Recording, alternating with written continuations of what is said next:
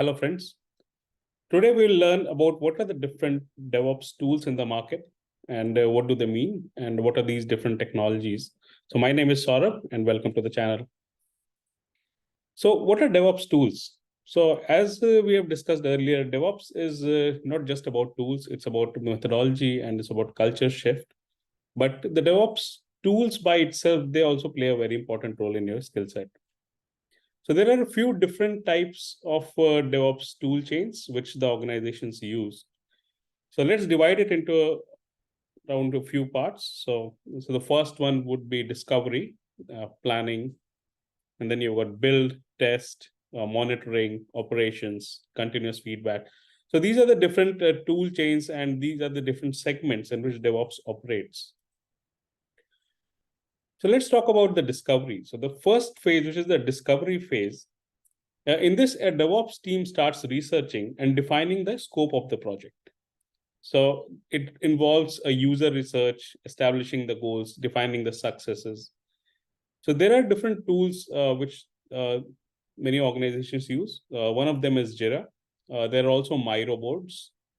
And also there is a tool called as Mural.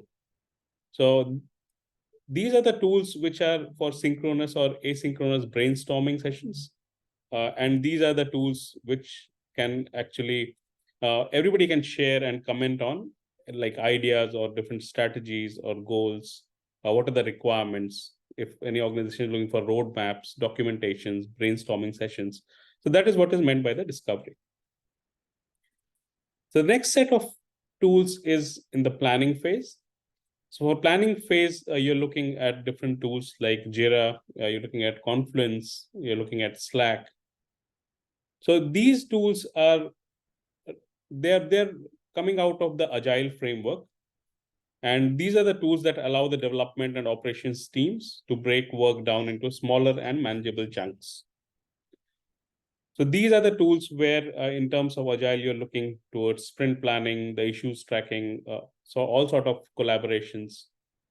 There can be documentation done in Confluence. There can be Slack channels made where people can start brainstorming, putting up their comments, starting up a new thread. Or there can be this Jira, where you can start creating those tickets, assigning the tickets. You can have acceptance criteria. So it's all about the integrations and the different way in which the planning for a project can be done. The next phase is a build phase. So in build phase, so where all these softwares that you have, if you have any applications that needs to be built. So in terms of build phase, you have got Kubernetes, you have got Docker, you've got infrastructure as code. So in which you have got Ansible, you've got Chef, Puppet, Terraform. And also there are quite a few number of CI tools, which we'll discuss later, but these are mostly for the builds. So infrastructure as code would mean like a reprovisioning an infrastructure or defining how the infrastructure should be, how the infrastructure provisioning can be applied, reapplied, put on a server, creating a baseline.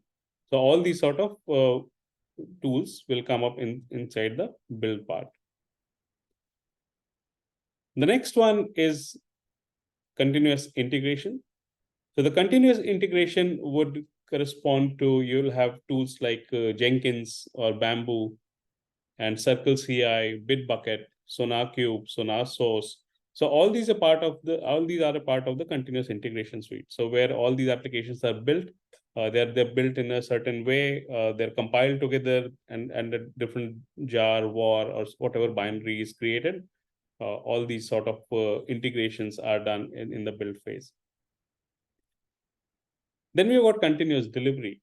So in terms of continuous delivery, so whenever an application is built, what do you do of that binary? So that binary is somewhere stored. So it might be stored in Artifactory or Nexus, or it can be in Google Cloud, you've got GAR, like Google Artifact Repository, or you can store it in AWS Artifactory.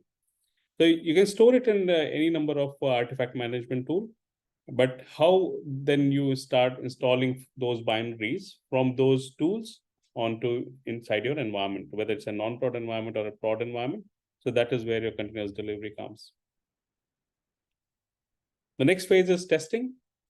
So the testing is, there are a couple of tools which can help in the automated testing. So you've got Zephyr Squad, you've got X-Rays, you've got Mabel, you've got Sneak, you've got Mend, Veracode, Stackhawk. So all these different tools are there which can define your needs and capabilities regarding testing. There can be many types of testings. You can have unit test cases, integration testing, exploratory testing, test management, orchestration. All your there can be testing while actually your builds are progressing. You can have all these different test automations covered in the testing phase. The next one is your automated deployment. So the automated deployment can be achieved using your code pipeline. So for example, you have AWS code pipelines. You can have you can create some pipelines in Jenkins, which can do deployments as well.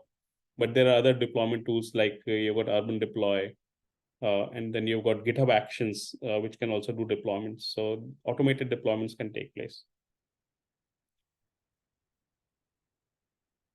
The next set is operations.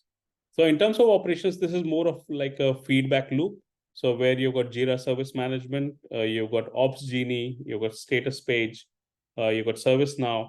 So all in terms of operations, what these do is they can collect all the different feedback, they can collect all the different defects, tickets, send them back to the development team. So in an agile environment, it's often iterative. So where you create a smaller set of changes to an application, and then you deploy it, and then there's a feedback loop which goes back to the development team, and then they can reiterate the same. And last but not the least is observability. So observability is all about application and server performance monitoring. So by observability, what you do is there are tools like App Dynamics, New Relic, Ops Genie, Honeycomb, Nagios, Dynatrace, Sumo Logic, Pingdom. So there are so many tools which are available.